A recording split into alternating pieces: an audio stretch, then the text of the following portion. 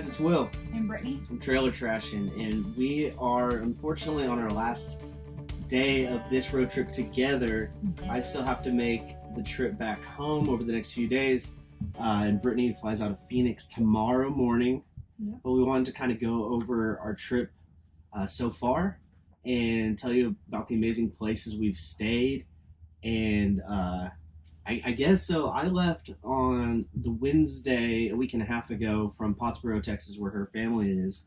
And my first day I made it out to Amarillo, and I actually spent a whole day in Amarillo getting the oil changed and doing last minute chores on the Airstream to get it up and ready to go. We had a water leak out of the pipe out of the back, so I had to get an adapter, and I spent most of the day searching for one. I also got to go to the awesome RV museum in Amarillo and saw the oldest known Airstream, the 1934 torpedo. Yeah. That Wally Byam basically made plans for and started constructing. So a little bit of Airstream history. That was cool. Yeah. Then I stopped in Albuquerque the next day and basically just stopped through Holbrook, Arizona the next day, and that's where the ice really kicked up, and I basically got stuck that morning leaving Holbrook off our site.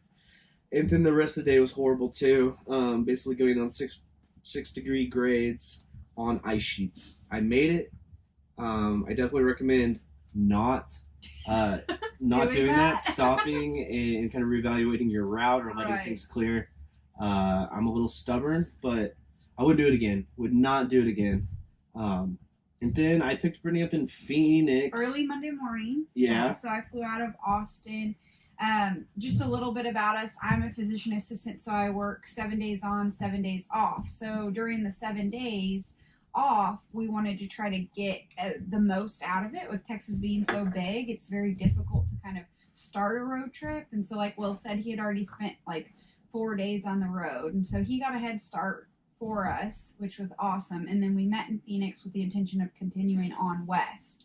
And so I left, I think, my house in College Station around 3 a.m. that morning to get to my flight in Austin, and then flew into Phoenix. And so I was in Phoenix by 9. So we were like on the road. We went to Walmart immediately to stock up for the trip, and then we really didn't know where we were going, honestly, because of the shutdown. And so like we went back and forth this whole time, you know, kind of felt sorry for ourselves. We didn't know what to do. And then we actually met up with a couple of people that we've kind of followed on Instagram. They're 4,000 Ribbits. If you haven't seen any of their stuff, they're amazing photographers. Yeah.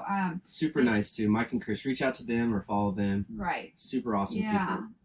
They gave us the heads up about Quartzsite, which is where we're at right now. And so we started our trip here, and we're ending our last full day here. Yes. A little bit about Quartzsite. Knowing nothing going into it, it is basically where every RV converges. We don't really know why still. It's just kind of interesting. It's like an RV mecca. So there's tens of thousands of RVs just all across the desert. We joke we don't even know if we've seen like a real house. There's just RVs everywhere. Yeah, there's a few gas stations and rock shops and RVs. That's all there is out here. But it's really beautiful. We'll show you pictures of the saguaros that are right around our campsite within walking distance. If you're into drones, it's basically drone land. Everyone's flying them around. Right. So I got amazing shots.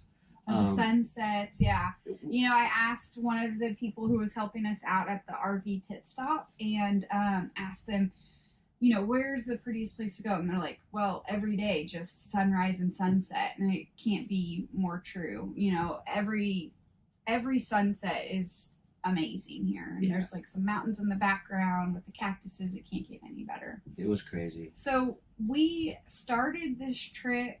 So a little bit about the trip, like Will said, he started in Amarillo. He stayed 2 nights at an RV park, and then stayed at an RV park in Albuquerque. He stayed at an RV park in Holbrook. And we had the intention of staying at RV parks. We have 3 dogs with us, so that's kind of a hindrance, I guess. And some of them, they only allow 2, and certain breeds, which our breeds are fine. Or the RV parks won't even call you back. Right. So, and then it was kind of like he would plan ahead, and then he'd make further ground, and then he'd kind of have to scale back his trip because he already had a site, and they don't really let you cancel within 24 hours. So it was like kind of a terrible way to start out. It wasn't awful, and I wasn't doing it, but very scheduled, and we didn't know where we were going. So once I got through with the reservations, we basically said, well, let's try boondocking. That's the predominant means of staying out here on this BLM land. We didn't even know what BLM was, so it's Bureau of Land Management. But because from Texas we don't have it. Yeah. But out here, basically anywhere you can pull off and not bug somebody, go for it. Well, there's designated sites, and some sites have hosts, but again, this is like during the shutdown, so the hosts aren't there. But basically, each site he stayed at in those 4 days, he spent like $120 over $200, like $40 to $50 a night. Right. We got out here, and then we quickly realized that we have no means to replenish our supplies.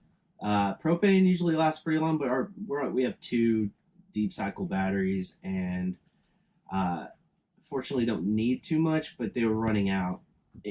So after our first day in Quartzsite, we decided, let's go west farther, and let's check out Joshua Tree.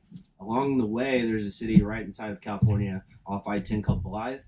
We went to an Ace Hardware and picked up a generator. Yeah, Will was determined to get a generator. We traveled, he kind of breezed over that, but we went all around the RV Mecca, aka Quartzsite, looking for one. Saw signs that said they had them, called them, they don't. Nobody had one. Apparently there's going to be a big tent thing going on next week where all these like vendors come here and converge on this spot next week, but obviously we're not going to be here. So it was like we searched everywhere for a generator here, and I was still on the fence about it. Like, that is not a easy pill to swallow. Like, we had just spent a lot of money to get my plane ticket, we spent a lot of money on gas, we spent like him staying in those RV places. I guess the only silver lining that I really was like, okay, let's drop $1,000 on a generator, was the fact that we could essentially pay ourselves back by getting to stay at these cool places for free. Yeah. So that's every the night only boondocks reason is I was like, $40 in the bank, basically. Right. And so we will have a blog post on like the sites we stayed at to pay for our generator. Yeah. But that's kind of in my head. That's how I rationalized the biggest perk of the whole thing is boondocking sites are just better. If you can sustain your resources with a generator or solar and manage your propane, these sites are more secluded. They're more beautiful. Right. Everything about them is just better. So we're really excited about this decision. I'm going to boondock on the way home. To pay for the generator. There you go. We've also met a bunch of people on the road that have resources like All Stay. It's an app where you can see where you can find Walmarts or Cabela's or REI's. Yeah. Or just BLM land along the way, or Flying J's, anything to boondock. Yeah. These people are like wizards of boondocking. They know everywhere you can stay along every road in this country. So plug into those resources or meet some people and see where they've been. Sorry, dog's growling at us. Anyways, okay, next we made it to Joshua Tree. Yeah, we made it to Joshua Tree. 2 nights there on... Yeah, I begged Will to stay 2 nights because it was absolutely beautiful. I mean... It was an easy sell. When we said the sunsets were amazing here, I've never seen a sunset like that. It was... It is, if you've seen a picture where they tweak the colors and everything is super vibrant, it was in real life like that, and it's hard to describe. But we stayed for a second. Pictures don't do it justice, but we'll definitely show you guys some of those. And sorry, Riley wants to say hi. So we stayed there 2 nights. We went into the park both days. We briefly went in just to see what was going on the first night, and then the sun was setting, so we kind of just like checked it out. We had heard a ton of horror stories about what was going on there, so we really didn't know what to expect. But from our point of view, we didn't see anything egregious. No, there have been tons of volunteers that were out in the park rangers are still We saw patrolling. we saw a couple of them. And I hope when they we were catch driving. the people who did that. But people had been crapping in the street and pulling down Joshua trees to get to more secluded spots. That's what we read. We didn't see that, and we can't really report that. We So. stayed off the main road or stayed on the main road and just kind of cut through the park and back. But it is tragic to hear that people are so Abusing selfish. it. Right. Yeah. We stayed 2 nights, then we came back through Quartzsite yeah. to go up to Lake Havasu because there was a balloon festival that we heard about. And Lake Havasu is a crazy cool town. A really cool town. It's basically got every amenity, In-N-Out Burger, Lowe's, Home Depot, all the restaurants you can think of, basically everything. And it's the home of the London Bridge. Yes, We didn't know that. no idea. They imported a bridge from London. The London Bridge. The London Bridge. Yeah. And it's pretty awesome to see. We'll post a picture of it. But after that, during that, we stayed at Craggy Wash, which is the coolest boondocking spot we've seen in our brief boondocking career. Yeah. Well, I don't know. It's hard to say which one was best, or we kept saying what do you think of this one? How do you compare it? They're just different. They're all cool. Yeah, and they're all cool, and the landscape that we saw in Craggy Wash wasn't anything like the rest of the trip, so that was awesome. You kind of go up in the hills and you follow these hills up, and then you're kind of secluded. Not really. One night we had a guy parked right next to us, which we don't know why, but he kept to himself. It was beautiful, Lake Havasu. Then we got to see the next morning the balloons in the sky, which we caught the end of it. We got a late start that morning. And they had been coming down, so when we pulled around the corner, far in the distance, we saw tons of balloons. Then by the time we drove up on it, they were all down. So we got to get a few pics of that landing. Riley, sorry. Life on the road with dogs is all about them, and they let you know. But what was I saying? Craggy Wash and Lake Havasu. Yeah, it's definitely worth going. It's kind of out of nowhere in the desert. You end up on this beautiful lake with palm trees and the town is beautifully kind of constructed. Everything's new and just a fun place to go. I definitely see why people kind of go up there to retire, or why it's the home of, would you say, over 1,000 conventions a year. It's a cool destination site. Was it Thursday? We made it back to Quartzsite. No, that was Friday.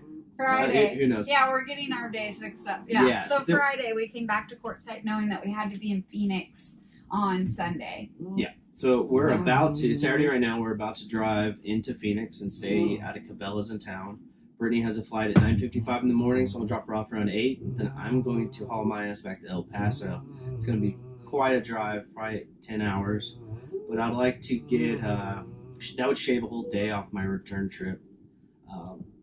But we're back in Quartzsite. It's right off I-10. You can just kind of pull off 95. High Jolly Campground. Yeah. It's everyone's been really nice. Everyone kind of spreads out, and the scenery at night and during the day is amazing. So that's been our trip so far, and my route back.